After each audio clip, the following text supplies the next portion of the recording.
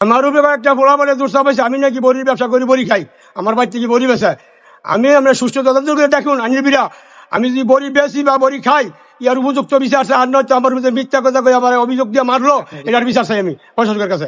জিয়া সরকার থেকে আমি বিএমপি করি, আমি জিয়ার লোক নসুন্দি খালের মাটি কাটছি, কিন্তু ইয়ার থেকে আমি বিএমপি করি। কিন্তু অনেক অতি পরিশ্রমের বিনিময়ে আমি কয়টা কাঠের দোকান করছিলাম, এইগুলি আমার এই সন্ত্রাস লোকেরা ধরায় দিয়ে জেল খাটাইছে, আমি তারিখ দিয়ে জেল কেটেছি।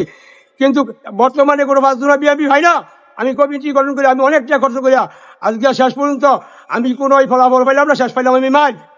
আমার কি দোষ? আমি সাইডে রাজা দিয়ার কাছে বিচার চাই। আমার কি অবস্থা? আমার বাড়িঘর লুট করলো, বাড়িঘর ভাঙলো, এবং বিএমপি আমার বাড়িঘর দখল দিয়ে দিল এই আওয়ামী লীগকে। আমি এটা বিচার চাই সুষ্ঠু তারিখ দিয়ার কাছে। আমি জিয়ার সাথে মারিও কাছি রসন্দি সুইচ গেট খালে, এই দিক থেকে আমি জিয়াকে ভালোবাসি এই প্রত্যেক বিএমপি করে আসি। 2008 সালে আমাকে কিছু লোক গুলি করিয়া আমাকে জেলখানায় ফেলাই দিছে। আচ্ছা, জেলখানায় ফেলাইছি যেমন হোক, আমি ঢাকা আইজি অফিস থেকে খালাস নিয়ে পাইতেছি, এখন বর্তমানে আর বিএমপি পাইতেছি না। ইয়ার ভিত্তে এই গঠন করার মধ্যে 2022 সালে আমার আওয়ামী লীগের যুগ না দেওয়াতে আমার বাড়ি ঘর লুট করে আমার 18 লাখ টাকার মালামাল ঘর দুয়ার সব চুরমার করে দিল, কিন্তু আমি বিচার পাই নাই।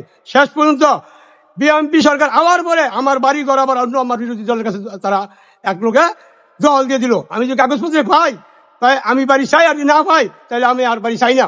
আমি তারেক জিয়ার কাছে হস্তক্ষেপ কামনা করছি। হ্যাঁ, কাগজ আছে, না থাকলে আমি টাকা না পাবো, কিন্তু আজও পর্যন্ত আমি কারো কাছে আশ্রয় পাইতেছি না। কিন্তু তারেক জিয়ার কাছে আমার আবেদন, আমি কেন বাড়ি হারাইলাম বিএনপি করে, এইটুকুই আমার কথা। আমি আর কিছু চাই না, এটা সুস্থ হোক। আমি এই ব্যাপারে অনেক লড়ছি, অনেক সাংবাদিক আনছি, আমার এই আওয়ামী লীগের দ্বারা আমি কিচ্ছু করতে পারি নাই। আমি আওয়ামী লীগের মিটিং না যাওয়াতে আমার বাড়িঘর লুট করাইছে, এখন আবার বিএমপি আরেক দলে আমি বসা থেকে লোকে কেড়ে দল করলাম, আমার বাড়িঘর আরেকজনের দখল দিয়েছে, এখন আমার বাড়িঘর করেছি, আমি বাড়িঘর থাকতে পারি না, আমি ভাড়া থাকি।